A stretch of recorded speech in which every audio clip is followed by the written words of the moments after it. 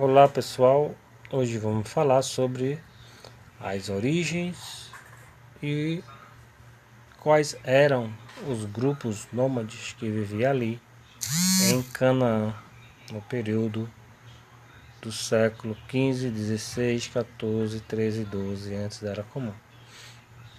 Os grupos nômades, seminômades.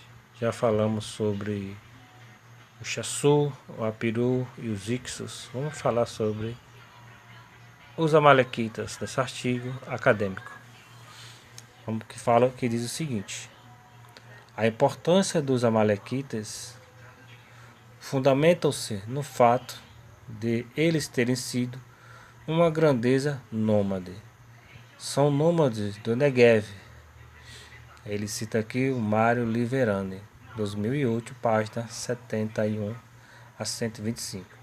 Região ao sul do Mediterrâneo, entre a costa e o Mar Morto, mais precisamente no Híjiaz setentrional, região da Araba, cuja cidade de referência é Beersheba. Eles controlavam as trilhas leste-oeste das caravanas de camelos entre Edom e Gaza. Longo trecho de grandes conflitos.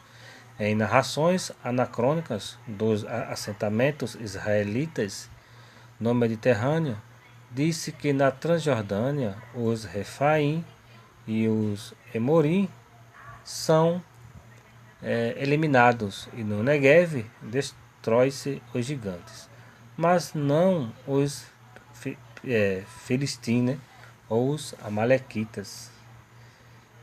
E afora o problema de historiadores, reconhece-se que os antigos seminômades permaneceram na terra.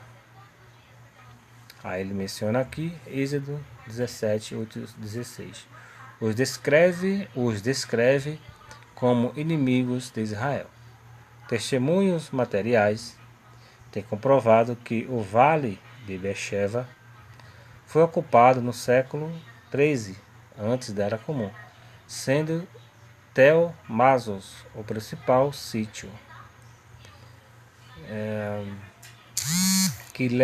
Quilebreu, acho que é esse o nome do autor aqui, Quilebreu, afirma que no Ferro I, nesse mesmo sítio, ocorreu uma simbiose étnica entre amalequitas e israelitas. Mas entendemos que os mapas dos assentamentos e a localização das grandezas mencionadas no hino da vitória de Merneptah, Cairo e Karnak. Ele menciona aqui Mazar. Permite-nos retroagir e a simbiose étnica para a Idade do Bronze recente, ironicamente acentuando a abordagem de Quilebreu, 2005, página 184, em que alude à complexidade da multietnicidade dos israelitas no bronze recente, envolvendo, dentre tantas grandezas sociais e socioétnicas, os amalequitas ou amalequitas.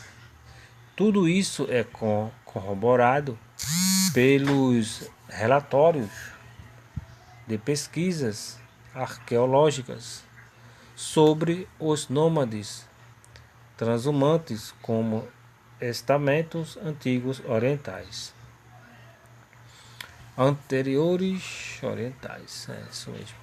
Anteriores e coetâneos aos israelitas, como possíveis elementos nômades pastoris no meio de Israel.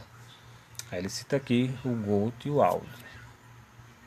Considerações finais. No caso de praticarmos o conceito de identificação e mais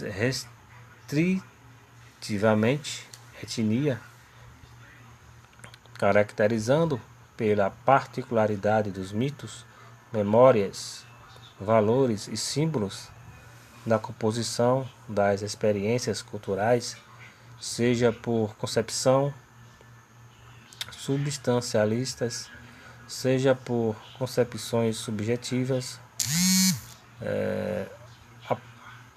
aportaremos em impasses.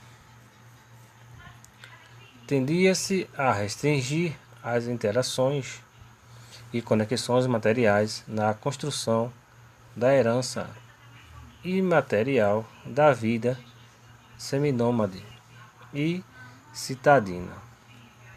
Por isto, na identificação dos grupos populacionais, foram incorporados recentemente o gênero, a época, a religião e os estados social, econômico e cultural, posto a não ser resultado de patriarcado, vizinhança ou comunidade, nem tampouco processo de um povo unívoco.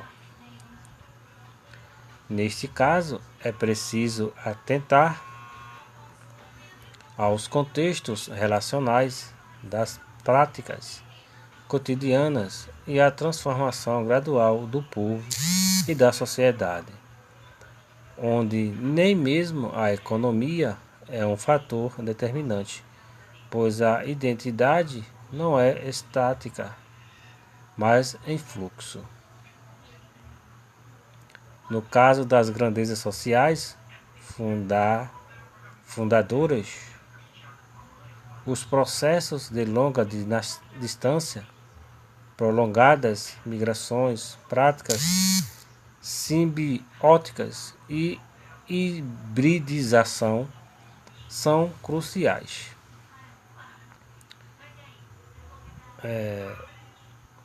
Para a antiguidade clássica em diante, acrescentaríamos as colonizações e contingentes populacionais transpostos.